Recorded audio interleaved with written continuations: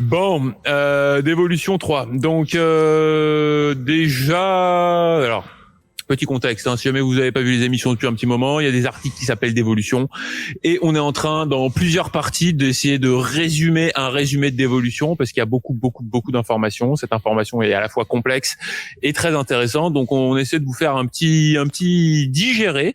C'est la troisième émission qu'on fait et donc ça correspond aux parties 6 et 7 aux articles 6 et 7 en fait. D'évolution, c'est 13 ou 14 articles et là on est aux parties 6 et 7.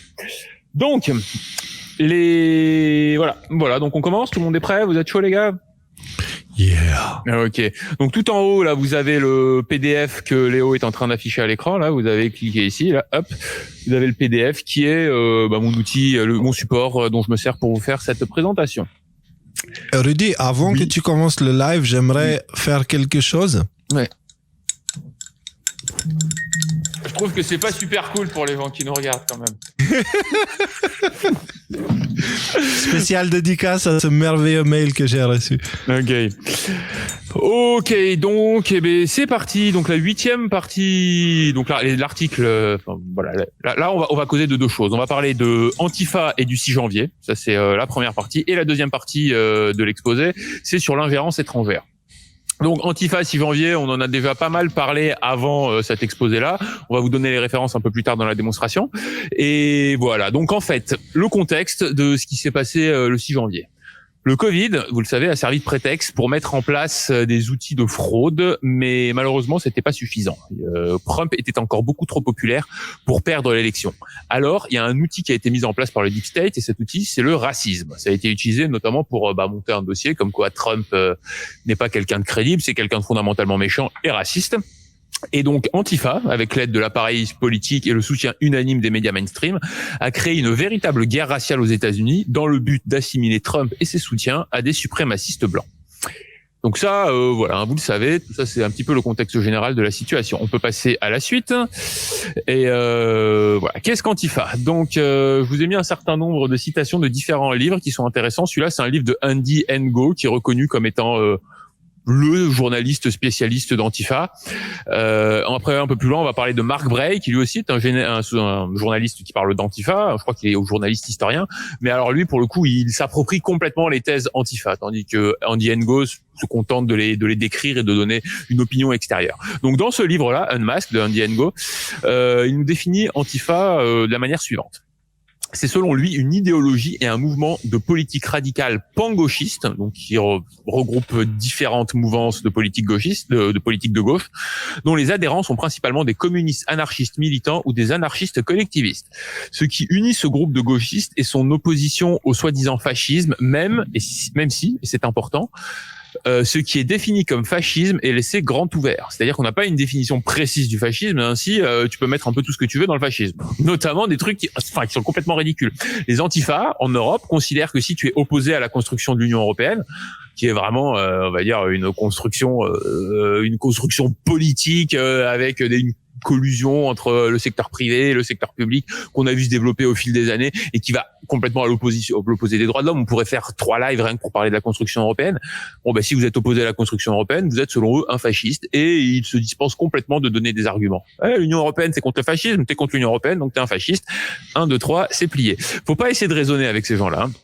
Donc, il y a eu quelque chose, voilà. L'historien, voilà, cette phrase, je devais la virer. Je l'ai laissée, donc on va faire comme si elle n'était pas là. On peut passer à la slide suivante, et maintenant on va passer à Mark Bray. Donc, qu'est-ce qu'Antifa selon Mark Bray et selon son livre Antifa et le manuel des antifascistes. Voilà. Alors selon lui, il s'agit d'une politique illibérale.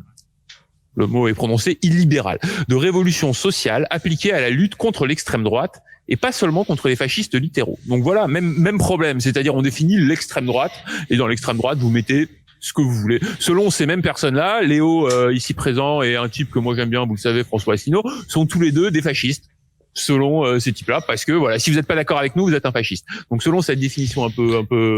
J'ai eu l'honneur d'avoir un article sur moi, genre le super article pas du tout bien sourcé sur moi qui raconte plein de bêtises, par un site d'Antifa. en mode je suis un extrémiste, etc., etc., etc. Donc il raconte plein de bêtises, mais il arrive premier quand on tape ton nom sur Google quand même. Donc il faut reconnaître que c'est bien fichu quand même leur système. Ensuite, Mark Bray dans son livre, enfin, je sais pas si dans son livre, en tout cas en 2017, il disait « Notre objectif devrait être que, dans 20 ans, ceux qui ont voté pour Trump soient trop mal à l'aise pour partager ce fait en public. » Voilà, et eux c'est des antifascistes, hein, donc qui sont complètement pour la liberté individuelle, pour la liberté de conscience et tout ça. Donc voilà, c'est des gens, ils veulent que si jamais vous avez décidé de voter pour Trump, vous ayez tellement honte que vous osiez même pas le dire. Et on a un membre... Ça me rappelle des souvenirs. Ouais. Pardon. Je pense que les barragistes en France, en fait, ceux qui ont construit des barrages de Castor, ils sont très satisfaits d'avoir Macron. Ah bah oui, oui. Dans la lutte contre le fascisme. Je dis pas que ça aurait été mieux, je pense pas même. Mais voilà quoi, on en est là aujourd'hui. Et enfin, on a un membre d'Antifa, d'un gros groupe d'Antifa, City, je crois que c'est à Portland de mémoire, qui nous dit, avant Trump, être Antifa était plutôt un hobby bizarre que les gens avaient. Et c'est vrai que les Antifa existaient avant Trump, mais comme nous le dit Patel Patriote dans son article, depuis 2017, en fait, les Antifa ont pris une ampleur complètement différente, et notamment ils sont passés d'un petit groupuscule qui faisait beaucoup de bruit à un groupe qui est clairement un groupe violent. Donc Antifa que moi personnellement j'ai connu à Genève. Et en fait, quand on m'a présenté à des gens que je savais pas, ils étaient antifa, mais ils s'habillaient tous de la même manière, etc., avec des bottes, tu vois. Ce truc des bottes, je sais pas pourquoi. Et on m'a dit, évite d'être en désaccord avec eux parce qu'ils sont un peu agressifs, tu sais. Genre, ah bon? Pour des antifas, enfin pour des antifascistes, ça c'est une attitude purement fasciste. Hein. T'es pas d'accord avec nous, on te casse la gueule. Et ils m'ont dit ça parce qu'ils ont eu des cas fréquents et réguliers de pétage de gueule à leurs opposants, rien que dans les conversations en fait. Mais pourquoi? Parce que les fascistes et les antifascistes, c'est le revers de la même médaille. Hein. De la même pièce. Ouais. Bon, alors juste pour vous dire, donc ouais, effectivement, depuis 2017, il y a eu quand même de plus en plus de violence, notamment avec le mouvement Black Lives Matter dont on va parler. En 2020, ils ont quand même décroché la timbale, hein, et avec les émeutes qu'il y a eu pendant l'été 2020, et il faut quand même mentionner que en plus des violences qu'ils ont causées, ils ont reçu un soutien logistique considérable. On leur a payé des hôtels, des moyens de transport, des équipements. À un moment donné, moi, j'allais un petit peu dans les forums Antifa pour regarder les messages qui s'échangeaient. Et c'est vrai qu'il y avait une grosse organisation pour un mouvement qui est supposé être un mouvement organique. C'est-à-dire que à un moment donné, vous êtes dans votre lit et puis vous êtes saisi par, on va dire, la conviction que vous devez faire rejoindre les Antifa pour lutter contre le fascisme dans le monde. Donc voilà, malgré ce côté supposément spontané du mouvement, ils ont reçu des soutiens logistiques énormes, des soutiens financiers énormes. Il y a une vidéo où on les entend gueuler Soros, donne-nous notre argent. Donc voilà, on a encore les mêmes acteurs. Paye-nous notre salaire. on a les mêmes acteurs. On a encore Soros qui baigne en plein milieu. Ils ont eu un soutien politique énorme aussi. Rappelez-vous, l'année dernière, ils mettaient les États-Unis à feu et à sang. Et qu'est-ce que disaient les hommes politiques? Ah non, mais c'est l'été de l'amour. Et puis ils avaient fait leur zone autonome, là, comme ils appelaient ça, Tchad ou je sais pas quoi. Ouais. Et on se rappelle enfin que Kamala Harris, donc la vice-présidente actuelle, avait un fonds où elle payait les cautions des gens qui se faisaient arrêter. Et comme ça, elle a libéré un certain nombre de criminels, notamment un type qui derrière a été récupéré pour agression sexuelle sur voilà. Vous avez allemand l'année dernière un journaliste des bâtiments et des voitures en feu. Ah, spoiler alerte, je l'ai la vidéo. Ah. Voilà. Alors l'été 2020. Tu peux revenir à la slide d'avant, juste. Voilà, donc l'objectif, donc Black Lives Matter, Defund the Police, antifasciste, une espèce d'amalgame de revendications politiques, dont le fondement c'était que les supporters de Trump sont des suprémacistes blancs.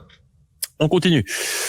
Donc l'été 2020, ça a commencé les émeutes. Donc on venait à peine de sortir un petit peu la tête. On avait le droit de ressortir chez nous suite au confinement, au premier confinement de l'humanitaire, rappelez-vous. Et ben en fait, aux États-Unis, il y a eu des émeutes pendant tout l'été. Et le point de départ de ces émeutes, c'était la mort de George Floyd le 25 mai 2020. Et ils en sont suivis des manifestations antiracistes qui sont devenues rapidement hors de contrôle. Donc George Floyd avait un dessin de lui, là, quelqu'un d'une gravure. Il a été élevé au rang de héros par la gauche américaine.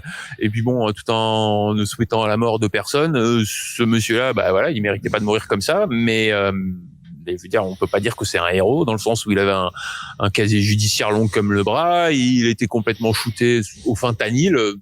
selon le même l'autopsie qui a été faite de lui. Selon le médecin légiste, il est mort d'une overdose de drogue officiellement. Voilà. Et pourtant le policier qui était impliqué, donc comment il s'appelle, Derek Chauvin, s'est pris 25 ans de prison, quelque chose comme ça. Bref. Il y a beaucoup de choses très très bizarres là-dedans. Néanmoins, une fois que les émeutes ont commencé, on a eu une réaction de Trump qui a été immédiate.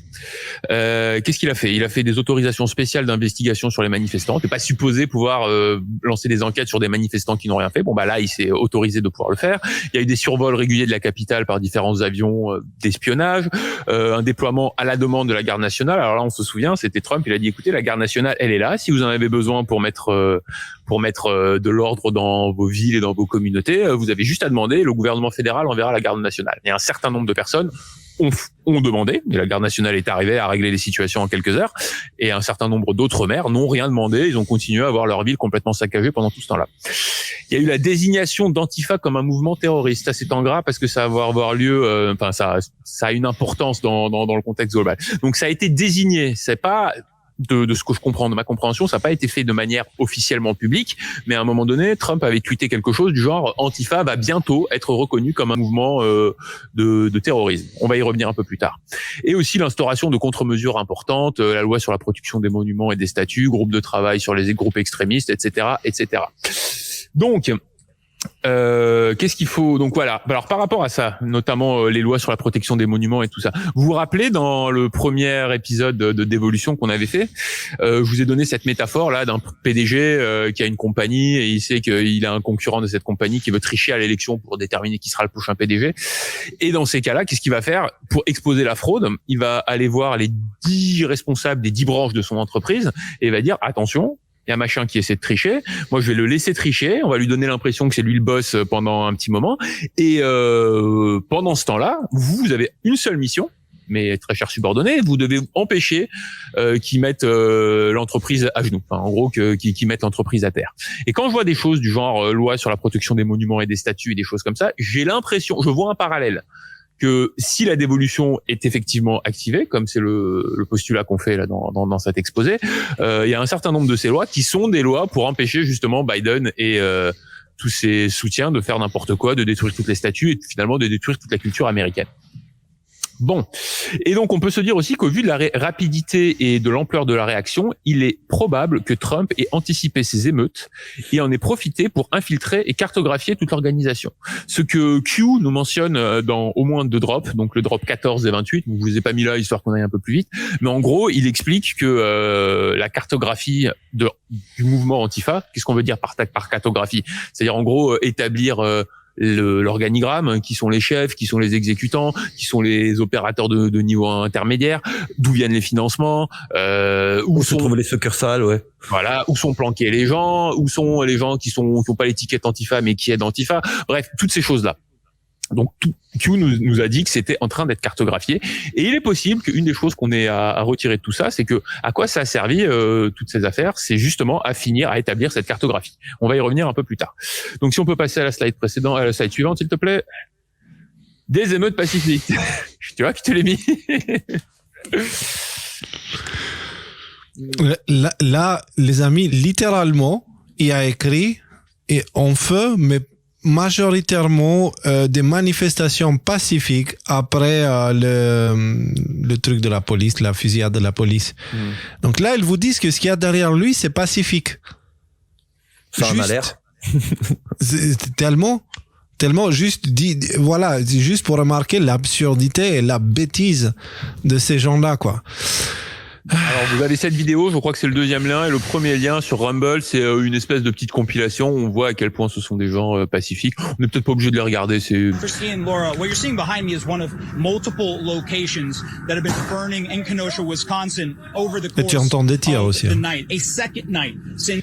Et il y a une croix là-bas. Je sais pas pourquoi ils ont eu le besoin de brûler, entre autres, des églises aussi, tu vois. Et de brûler des bibles aussi, hein. C'est important à mentionner. Ah oui, des bibles, des drapeaux américains, je veux dire... voilà, c'est pas la même chose. C'est pas la même chose, hein, de brûler une bible et de brûler un drapeau américain. Tu envoies pas du tout le même message, hein. Non, mais en général, ceux qui aiment le drapeau américain sont aussi des gens en général, une partie de ces gens-là sont aussi des gens qui sont des fervents croyants. Donc, ça s'adresse aux mêmes personnes, même si le message n'est pas le même. En dehors de certains événements qui ont eu lieu dans les banlieues françaises, il me semble dans les années 90, début des années 2000, moi j'ai vu ça que ce genre de scène que pendant la Révolution orange, etc., quand il y avait des coups d'État ou des révolutions colorées. Il y a plus ça à Noël en France. Ouais, quand j'étais en France à Noël, tous les Noëls ils cramaient des voitures un peu partout. C'est plus la mode. Je sais pas. J'essaye de ne pas regarder ça. Oui, mais ça arrive encore, mais il me semble pas dans les mêmes aux mêmes échelles, non?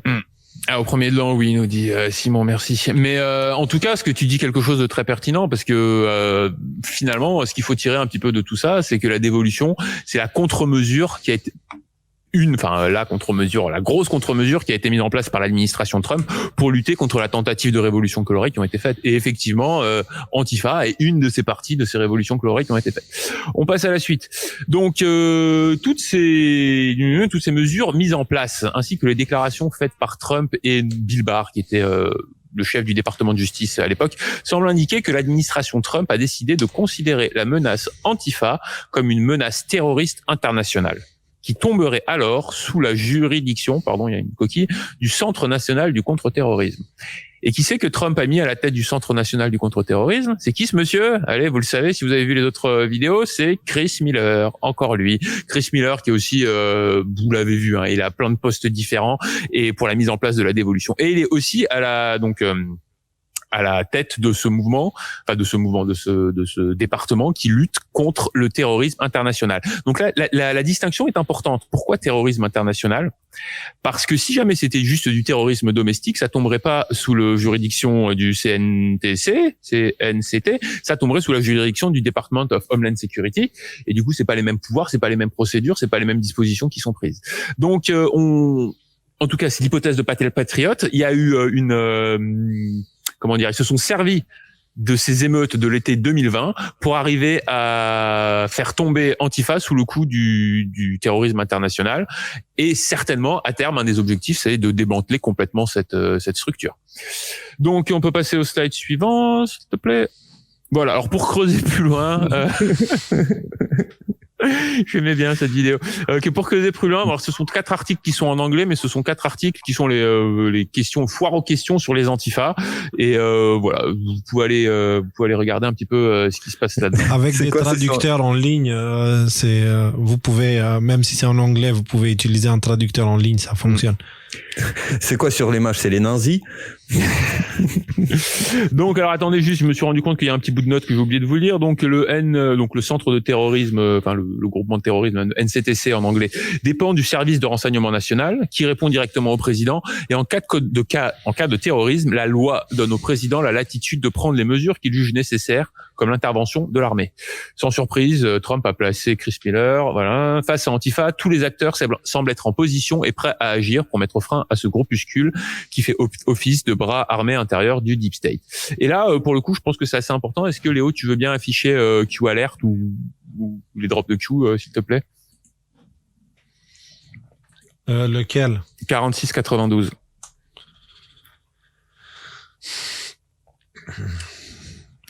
Une petite vérification. 46-92, tu dis, hein? Ouais. Ok, 46. Il y a beaucoup de sites et qui subissent des attaques en ce moment. Allô? Qui ont des problèmes. Allô, qu'est-ce qu'il me fait là? 46, 92. Voilà. Et donc voilà, qu'est-ce que c'est? Ça, ce sont des photos où on voit des unités Antifa qui affichent leur drapeau, qui sont en train de s'entraîner avec qui? Avec des terroristes de ISIS, très probablement en Syrie. Donc, en fait, c'est comme ça qu'il faut voir les choses. Le Deep State a plusieurs armées. Ils ont une armée, mettons au Moyen-Orient, ça va être ISIS, donc les terroristes. L'armée intérieure des États-Unis, ça va être Antifa. Ils vont avoir, par exemple, l'armée au Mexique sur la frontière, ça va être les MS-13, qui maintenant sont semble-t-il démantelés. Donc, mais en tout cas, à l'époque, c'était le cas. Et donc, voilà, Antifa, faut pas voir autre chose que ça. Antifa, c'est ISIS C'est Daesh version occidentale, quoi, en gros. Alors pas avec évidemment pas les mêmes on va dire les mêmes revendications, pas la même doctrine à la base, mais les mêmes méthodes et les mêmes entraînements, les mêmes financements aussi qui sont derrière. Mais c'est pareil, de la même manière que Daesh utilise l'islam pour justifier leurs conneries, les Antifa utilisent leurs idéologies politiques pour justifier de l'injustifiable. Exact. Voilà. Et ils sont autant antifascistes que les Daesh, ils sont musulmans en fait. Parce que les terroristes extrémistes comme ça, ils ont rien de musulmans en fait. Ce sont des gens qui ont des vices au moins dans leur cerveau, qui ont été manipulés en fait.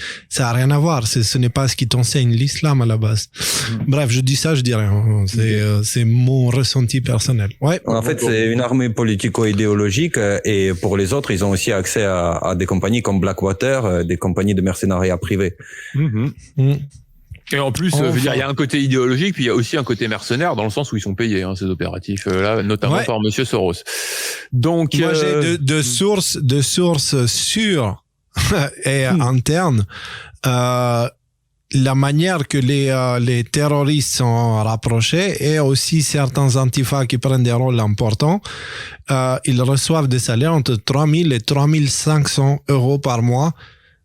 On va dire, je parle des manutentionnaires de ce système-là. Ceux qui font le sale. Ouais. C'est... Bon, vas-y. J'étais en mode RDD2, là, c'est ça?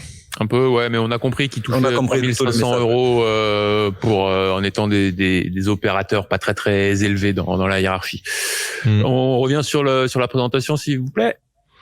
Et ça va être compliqué, les gars. Faut que je vois ce qui se passe avec Internet, là, parce que ça va pas marcher pour la suite, là. Donc, le 6 janvier, la deuxième partie de cet article-là, on a couvert déjà en détail plusieurs aspects de l'attentat sous faux drapeau du 6 janvier. Je vous ai mis le lien de la pilule rouge qu'on a fait sur la question là en dessous. Et donc, de quoi on parle vite fait dans cette capsule? On parle de la forte présomption de la présence d'agents provocateurs provenant notamment du FBI. Ray Epps et John Sullivan, présence de membres d'Antifa, BLM grimés en supporters de Trump, des zones d'ombre assez importantes autour de la mort d'Ashley Babbitt, des mensonges éhontés des mainstream médias concernant l'officier Sicknick. Donc si jamais ce point-là sur l'officier Sicknick vous n'êtes pas au courant, vraiment allez voir ça parce que ça c'est vraiment vraiment choquant en fait. Un timing mais alors qui ne fonctionne pas du tout, c'est-à-dire que supposément l'attaque du Capitole a commencé alors que les supporters de Trump étaient toujours en train d'écouter le discours de Trump devant de Trump à ce moment-là quoi.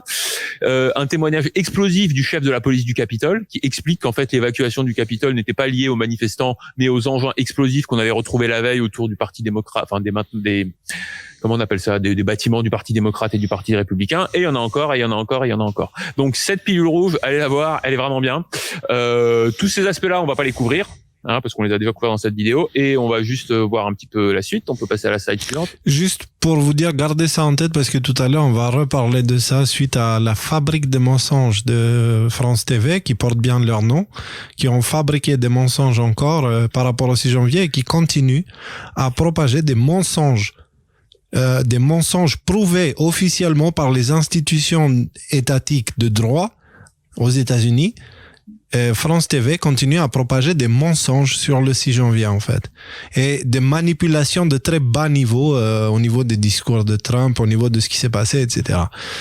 Comment ils font, je sais pas, mais voilà, on verra ça tout à l'heure. Attends, t'as oublié un slide. Non, 11. C'est bon, 11. On est là où il faut. Donc, il faut bien reconnaître qu'à de nombreux points de vue, le 6 janvier semble quand même avoir été un fiasco absolu pour Trump et pour ses supporters. Parce que, pourquoi je dis ça? Parce que le collège électoral a été validé, Biden est confirmé dans son rôle de président. L'impeachment, le 6 janvier, ça a été la base sur laquelle on a fait une deuxième tentative d'impeachment contre Trump. Et Trump semble ressortir affaibli de cette affaire, tout comme ses supports. Alors, deux choses à dire par rapport à ça. Premièrement, rappelez-vous de l'art de la guerre qui consiste à dire quand vous êtes fort, paraissez faible, quand vous êtes faible, paraissez fort. Là, il paraissait faible. Donc s'il applique ses propres préceptes, ça veut peut-être dire qu'il en est ressorti plus fort. On va voir. C'est notre hypothèse, on va voir un petit peu comment ça s'est passé. Slide numéro 12. Trump semblait avoir anticipé à l'avance cette action des Antifa qui devait avoir lieu le 6 janvier. Pourquoi je dis ça? Parce que le 5 janvier, donc la veille, il nous sort ce document, vous avez le lien ici, dont le titre est « Mémorandum sur l'irrecevabilité des personnes affiliées à Antifa sur la base d'une activité criminelle organisée ». On connaît Trump. Le fait qu'il ait sorti ce document-là le 5 janvier n'est absolument pas anodin. Ça veut dire quelque chose. Et notre boulot, c'est d'essayer de comprendre un petit peu qu'est-ce que ça pourrait vouloir dire. En tout cas, moi, ce que je comprends de manière très claire, ce qui est annoncé là, c'est que ce qui s'est passé avec Antifa le 6 janvier était complètement anticipé. Donc, qu'est-ce que j'ai raté? Voilà. Donc voilà. Donc du coup, il y a un certain nombre de questions qu'on est en droit de se poser. Qui a planifié et organisé la participation d'Antifa le 6 janvier? Qui au sein du Parti démocrate savait que cela allait se produire? Y a-t-il des liens entre Antifa et ceux qui ont volé l'élection américaine? Il n'est pas exagéré de dire que ceux qui ont volé l'élection ont également planifié l'insurrection comme le dernier geste pour s'assurer que Trump ne pourrait pas interférer avec l'ascension de Biden à la présidence. Là, ce que je suis en train de vous faire, c'est de vous lire la conclusion de Patel Patriot, la conclusion réduite de Patel Patriot. Ok ? Lorsque l'histoire complète sortira, et si la théorie qu'il expose est vraie, les conséquences seront profondes. Si Antifa a été surveillé depuis l'été, leur réseau sera en grande partie cartographié. Cela inclurait toute personne du gouvernement américain et toute personne à l'étranger qui pourrait être impliquée. Tous les problèmes qu'ils causent après la révélation de Trump seront traités rapidement et Trump a toute autorité pour les traiter comme il le souhaite. Antifa n'aura pas aussi longue laisse dans le futur qu'il en a eu en 2020. Pensez-y en termes de jeu d'échecs. Il y a des mouvements et des contre-mouvements. Dans le jeu d'échecs, un sacrifice est l'abandon d'une de vos pièces d'échecs dans le but de gagner un avantage tactique ou positionnel. C'est ce que le 6 janvier a été pour Trump. Il voulait que le vote du collège électoral ait lieu parce que selon la théorie de la dévolution, il avait suspendu le vote du collège électoral. Donc ça, on en a parlé la dernière fois. Selon la théorie de la dévolution, il y a un certain nombre de mesures constitutionnelles qui auraient été suspendues et le vote du collège électoral en aurait été une. Donc tout ce qui s'est passé le 6 janvier avec à l'intérieur du Capitole, hein, où ils ont dit ah oui c'est Biden qui est certifié, tout ça n'aurait, si cette hypothèse est vraie, aucune valeur juridique constitutionnelle de quelque sorte que ce soit, et ce serait juste pour le décorum et pour laisser l'administration Biden prendre le pouvoir et faire toute l'exposition qu'on vient de voir depuis ces 11 derniers mois maintenant. Mais du coup, derrière le coup monté de 6 janvier, en fait, on va dire par les démocrates et globalement le deep state contre Trump, le but c'était de faire un impeachment de Trump pour l'empêcher en fait de revenir dans la politique d'une manière officielle. Alors là, on est dans les hypothèses. Hein. Pour moi, on peut voir ça de la différente manière. Une, c'était ce que tu disais, effectivement. Une autre, ça aurait été juste de forcer. À mon avis, ils s'attendaient peut-être que Mike Pence fasse quelque chose. En tout cas, c'était ça qui était dans l'air du temps à l'époque. On s'attendait à ce que le 6 janvier, Mike Pence, il allait dire « Ah bah oui, non, on peut pas certifier le collège électoral pour telle et telle raison, à cause de la fraude électorale ou des choses comme ça. » Ce qui s'est passé, rappelez-vous, hein, moi je me souviens, j'étais en direct avec les décodeurs à ce moment-là, pendant le 6 janvier. Ce qui s'est passé, c'est qu'on a dit bon alors Alabama, qui c'est qui a gagné? Alabama, c'est machin qui a gagné. Arizona, qui c'est qui a gagné? On n'est même pas allé plus loin que l'Arizona, c'est par ordre alphabétique que ça se fait. Le deuxième ou le troisième État dont on a parlé, il y a eu ces événements qui ont commencé à se dérouler et du coup on n'a même pas pu aller plus loin. Donc il y a eu tout ça, les gens ils se sont planqués, on nous a fait genre c'est pire que le 11 septembre, c'est horrible, c'est pire que Pearl Harbor ce qui est en train de se passer. Puis finalement quelques heures plus tard, ils ont repris le décompte du collège électoral et ils ont dit bon OK, on va aller vite, c'est bon, tout est validé, tout est certifié comme ça doit être, on n'en parle plus. Donc peut-être que c'était ça l'agenda initial, de faire qu'il y ait un tel choc que toutes les objections que tu pouvais avoir contre pour le décompte du collège électoral soient complètement balayées. L'autre hypothèse, c'est celle que tu as dit, c'est-à-dire peut-être se servir de ça pour pouvoir impeacher Trump, parce que derrière, ils avaient senti que peut-être d'une manière ou d'une autre, il allait conserver le pouvoir. Voilà. Une troisième hypothèse, ça pourrait être que ce sont ces événements qui vont être utilisés contre Antifa lorsqu'il faudra démanteler Antifa. Ouais, et en attendant, c'est aussi ces événements qui sont en train d'être utilisés contre nous. Donc voilà, c'est encore une fois, on va voir tout à l'heure, mais dans des reportages QAnon et tout ça, voilà, c'est des insurrectionnistes, des terroristes, des machins, des trucs. Donc s'il vous plaît, là aux États-Unis, dépêchez-vous parce que ça commence à nous saouler cette histoire. Donc on avance avec le prochain slide et essayons de compresser un peu parce qu'on a du planche sur le pain. Ok, donc en fait il conclut l'article en disant le meilleur reste à venir, ce qui est probablement le cas. Donc ensuite maintenant on parle d'interférences étrangères, un petit rappel d'un certain nombre de dates intéressantes. 11 mai 2017, Trump crée une commission consultative présidentielle sur l'intégrité des élections. Au cours de cette commission, chaque État est supposé devoir rendre un rapport qui dit oui les élections voilà tel et tel problème qu'on a. genre 6 ou 7 mois après, Trump dissout la commission consultative présidentielle, donc celle qu'il avait créée 6 mois avant. Pourquoi ? Parce que personne n'a rendu aucun rapport. Et il pointe du doigt le fait que notamment les États démocrates font vraiment preuve de mauvaise volonté. Il y a eu des procès qui avaient été faits. Ouais, vous nous obligez à donner des informations qu'on ne doit pas vous donner. Des procès, personne ne voulait participer à ça. Ok. À mon avis, ils le savaient et c'était une manière de dire j'ai essayé de le faire de la bonne manière. Ils n'ont pas participé, donc j'étais obligé de prendre des mesures supplémentaires. 12 septembre 2018, Trump publie le fameux ordre exécutif 13848 qui impose certaines sanctions en cas d'ingérence étrangère dans une élection américaine. 7 septembre 2021, et ça c'est quelque chose de majeur parce que je pense que rien que cet élément tout seul confirme pas nécessairement l'intégralité de la théorie de l'aide d'évolution, mais confirme que Biden ne travaille pas pour les gens dont on pense qu'il est en train de travailler pour eux. Parce que le 7 septembre 2021, alors que l'ordre exécutif 13848 du dessus arrive à expiration, Biden renouvelle cet ordre exécutif pour 1 an. Ce qui était un mouvement qui était qui fait absolument aucun sens si jamais on pense que Biden est dans les mains du Deep State et fait la politique du Deep State. Ouais. Et c'est d'ailleurs à partir de ce moment-là qu'on a commencé à remarquer la rhétorique changer sur Biden. Ah, il est vieux, il est fou, il faut l'enlever, machin, blablabla. C'est probablement le Deep State s'est rendu compte, putain, mais en fait, il est pas avec nous. Voilà. Donc, alors, cet ordre exécutif 13848, il suppose, il implique que le directeur du renseignement national, donc là on parle à l'époque c'était John Ratcliffe, doit rendre compte dans les 45 jours qui suivent l'élection à plusieurs officiels, dont le secrétaire de la Défense. En gros, il doit rendre un rapport pour donner l'état de la sécurité des élections. Mais ce décret prévoit également que n'importe quel fonctionnaire approprié, par exemple des militaires, détenant n'importe quelle information relative à une ingérence étrangère, peut la transmettre directement au président dans un rapport indépendant, donc en court-circuitant les agences gouvernementales et à n'importe quel moment, donc en ne respectant pas nécessairement ces 45 jours. Ce qu'il faut bien comprendre ici, c'est que la chaîne par laquelle passent les documents a une importance cruciale. Si jamais vous avez un document et que vous pouvez pas le donner, mettons vous êtes le secrétaire au transport, je dis des bêtises, c'est un exemple là, et vous devez rendre un rapport, vous n'avez pas nécessairement la possibilité de le rendre directement au président, mais vous devez passer par une agence qui va lire le rapport, qui va modifier le rapport, qui va amender le rapport, qui va faire des trucs au rapport, qui va peut-être le passer à une deuxième agence qui doit faire un certain nombre de trucs, et vous n'avez pas la possibilité d'aller outre cette chaîne de communication. Ce qui fait que on a un certain nombre de problèmes parce que dans ces agences, c'est de notoriété publique, il y a beaucoup de corruption. D'ailleurs, slide suivante s'il te plaît. Merci. D'ailleurs, le rapport était supposé être rendu, on parle de fraude électorale, c'est quand même un enjeu majeur. Il était supposé être rendu, donc 45 jours après l'élection, soit le 18 décembre. Il a été rendu avec 3 semaines de retard. Quelle date ? Le 7 janvier 2021.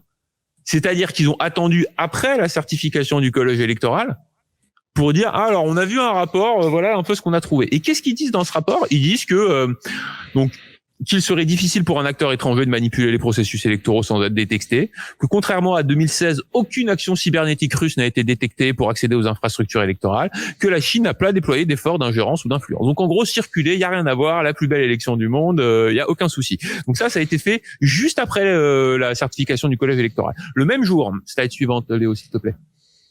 Merci. Le même jour, John Ratcliffe, c'est lui, qui est directeur du renseignement national, publie un mémo. Donc lui, c'est le chef de toutes les agences de renseignement qu'on a vu à la slide précédente. C'est lui qui est supposé les superviser. Il publie un mémo concernant son point de vue personnel sur l'analyse de la sécurité des élections par la communauté du renseignement. Il estime que le gouvernement chinois a tenté d'influencer l'élection, que l'ingérence chinoise a été très fortement minimisée dans ces différents rapports qui ont été rendus par les agences de renseignement. Il conclut qu'il soutient l'opinion minoritaire déclarée que la République populaire de Chine a cherché à influencer les élections fédérales américaines de 2020. C'est juste le boss de toute l'intelligence américaine, ça, qui dit ça. Bon, ok. On peut passer au slide suivant. Donc c'est Ratcliffe, le chef de l'agence de la DNI, qui n'est pas satisfait du rapport qui a été émis par la DNI. Pas par la DNI, parce que c'est pas la DNI qui a émis un rapport, c'est chacune des agences, en fait. En fait, le DNI, c'est la pointe, c'est la tête qui est au-dessus de toutes les institutions à 3 lettres, CIA, FBI, NSA, tout ça. Donc ce n'est pas le DNI qui a émis le rapport, ce sont les autres en dessous, en fait.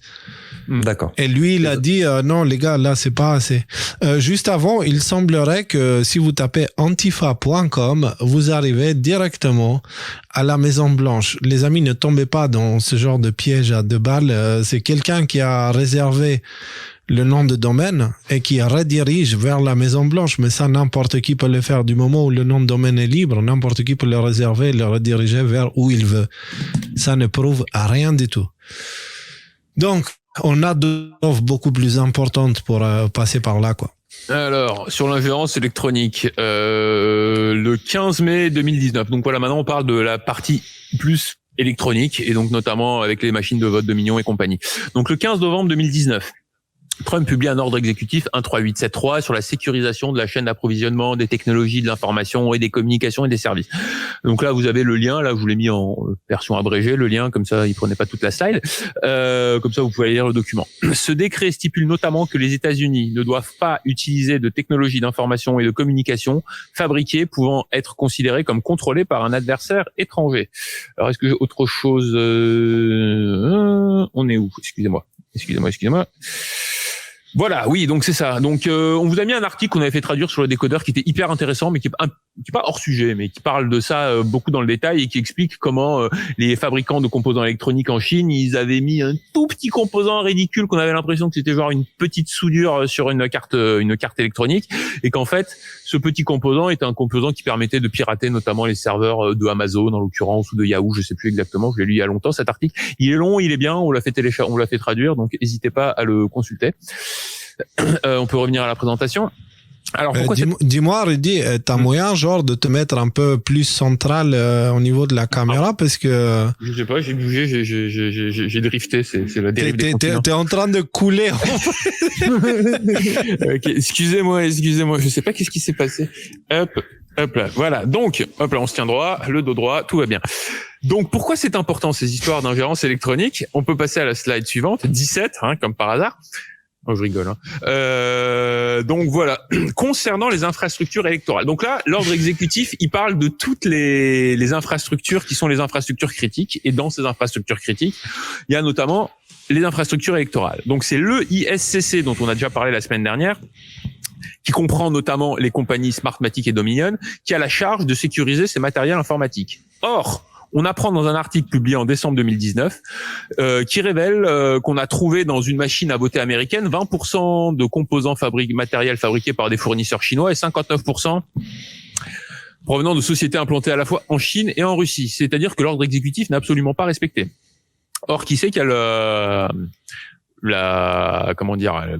qui doit faire respecter, qui doit faire respecter la responsabilité, c'est ça le mot que je cherche, de faire respecter ça, c'est le ISCC. Donc Smartmatic et Dominion ont la responsabilité de ne pas avoir du matériel qui peut être corrompu par des puissances étrangères.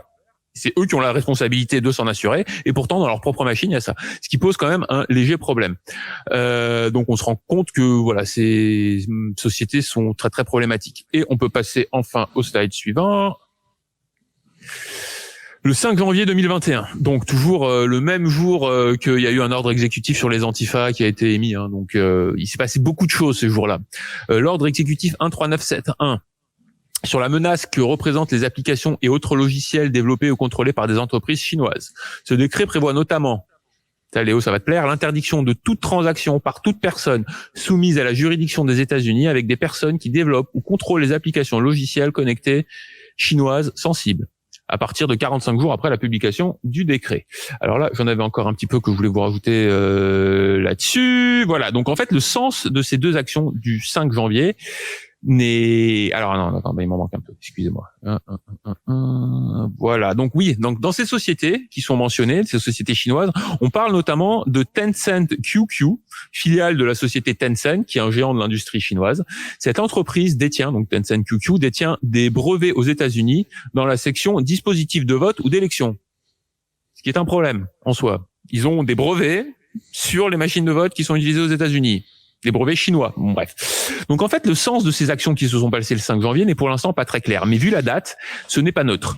Trump semble avoir pris le PCC la main dans le sac, et le nouveau décret du 5 janvier, la veille de l'attaque sous feu drapeau du Capitole, on a vu qu'il était forcément déjà au courant et qu'il était et que en fait ces actions qu'il a fait, donc la signature de ces ordres exécutifs, étaient probablement des manières de dire à la Chine on sait ce que vous avez fait, de leur mettre la pression, de jouer une carte gagnante dans la guerre silencieuse.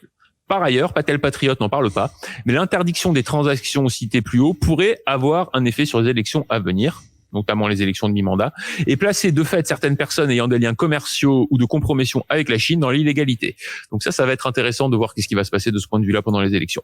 Donc en résumé, si une usurpation de pouvoir par les membres du gouvernement, donc par exemple dans le cas d'une élection avec l'aide d'un adversaire étranger, donc si ce genre d'usurpation de pouvoir était repéré et analysé en amont, sans aucun doute des actions exécutives seraient prises pour laisser une opportunité à l'armée de prendre des mesures réparatrices pour contrer et corriger l'élection volée. Donc ça, c'est pas tel patriote qui nous le dit. Et ce qui est important, c'est de penser l'armée. Ok, l'armée, parce que finalement, globalement, qu'est-ce qui est annoncé, c'est qu'à un moment donné, c'est l'armée qui va venir pour passer le balai. Et ce moment-là arrivera quand toutes les autres options, toutes les autres voies légales auront été épuisées. Donc en fait, toute cette partie indique que Trump a fait le nécessaire pour tendre cette opportunité aux militaires, qu'ils l'ont saisi et que si jamais tout ce qu'on raconte n'est pas des bêtises, on risque de voir d'ici assez peu de temps ces choses-là se confirmer dans la réalité.